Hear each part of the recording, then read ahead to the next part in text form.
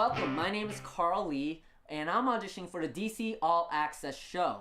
Normally, Jaysen Headley and I, we do a show called First Impressions where we review DC comics, TV shows, movies, and video games. So today we're going to do the same thing. Maybe we'll talk about Grayson, maybe we'll talk about the Justice League United, maybe we'll talk about Batman vs. Superman, maybe we'll talk about Batman 3, Beyond Gotham. We'll just have to see. So I'm here with Jaysen Headley, and he's read some comics, I've read some comics. We're gonna ask each other about them.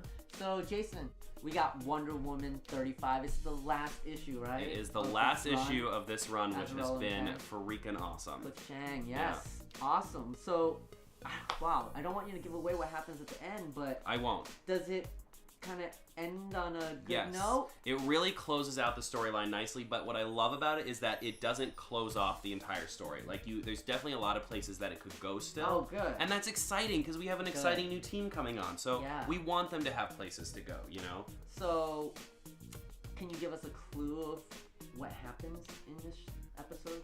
Well, yeah, I mean, we're definitely going to see, when you read this, you're definitely going to see kind of the ultimate climax about, you know, we have Zoe, we have her baby, we get to kind of see how that all comes together and what's been going on that whole time. But I think the great thing about Wonder Woman is it's all about family, and this issue really nails that home. So, how much do you love this issue? I love this issue. I thought it was fantastic. It's everything I wanted from the last issue of this run. I can't wait to get it collected. Are you gonna get the new issues of the new creative team? Oh my gosh, I'm super excited because I mean this run has been great, but who knows what kind of cool stuff they can bring to it. So it's gonna be awesome. Bring it on. Yeah, we're ready.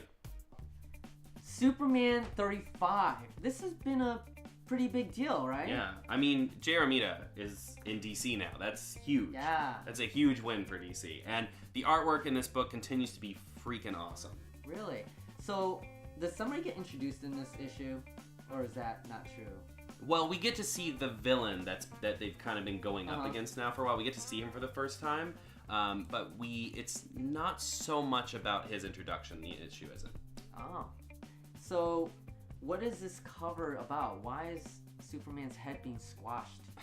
I think the big thing in this issue is that we're really getting to see sort of the similarities between Superman and this kind of alternate version of him, but we're also starting to see the differences. We're starting to see where they divide a little bit, and we get a great fight scene between the two of them and this villain they've been chasing after for a while. I hear there's a pretty big twist at the end of Superman 35. Yeah, they definitely set up something for the next issue, and they really have it. This issue's really interesting because you kind of think it's going one way where they're fighting this villain, and then in the twist in the end, you realize that the villain they were fighting is not the threat that Superman has to worry about. It's something completely different. So readers are going to be really excited about this issue. Can't wait to read it. No. Awesome. So Jaysen, let's talk about the Flash. Oh my gosh, I love the Flash. So what do you think about Grant Gustin? I think he's great. He's really funny. He's really charming. He's very different than Arrow. I think that's the best thing about him, actually, is that he's not Stephen Amell. Like, he's so different. Not that I don't love Stephen Amell. I just love that they're so different as characters. So what do you think that he's bringing to this character that's working for you? Well, he's very fun and lighthearted. He's like got a very hopeful spirit, and I think that's great because in Arrow, we're so used to seeing like this dark broodingness, right? But now we get to see someone who's just really excited to have superpowers. So given what's already happened in 3 seasons of Arrow, what do you think is going to happen in Flash? Oh my god, who knows? But I'm really excited to see some of the other characters start to get their abilities. You know, I every time we watch an episode, I'm like, oh, what is he going to be vibe? You know, things like that. I'm really excited to see those other characters come into their own. Is that going to happen? Oh god, I hope so. It better. What do you think is going to happen in the crossover? You heard about the crossover, right? Yeah, it's like coming really soon. What's going to happen? What do you think is going to happen? Okay, well, one of the episodes in the crossover is called Arrow versus the Flash.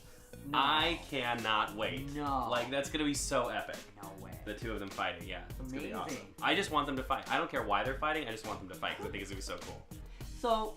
So far in the show, has there been anything that's been really surprising to you that you didn't expect? I think the biggest surprise for me is the special effects, actually. Like, in the last episode, there was this special effects scene with a train, and I just couldn't believe they were doing something so crazy and how involved it was. Yeah. It was really cool. That was amazing.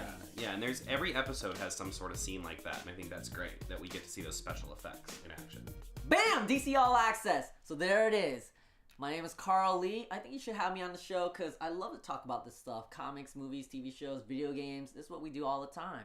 So I think I'd be a good asset to your team. Do it. Hire me.